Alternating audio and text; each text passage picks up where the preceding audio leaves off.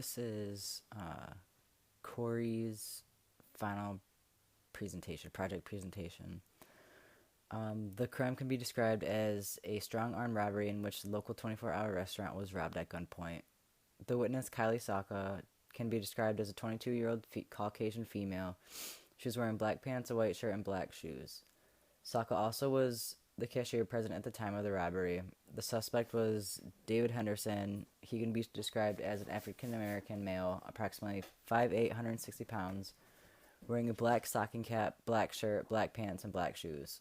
Henderson was also wearing a class ring on his middle finger. The interview techniques I used for both the witness as well as the suspect were the traditional interviewing techniques. This type of technique is straightforward asking of questions to obtain information about a case.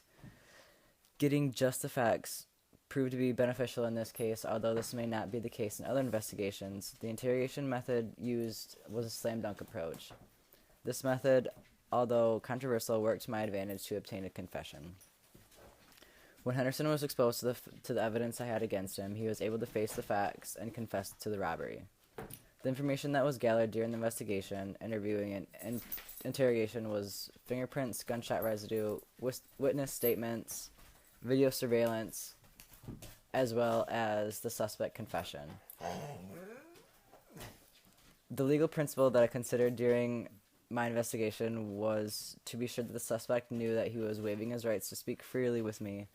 If he ultimately did not understand that he was waiving his rights, this could result in the case being dismissed as well as charges being dropped.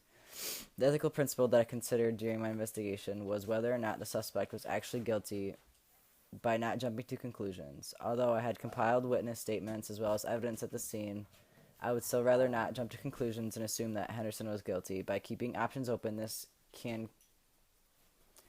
keep an open mind during the investigation to all possible suspects.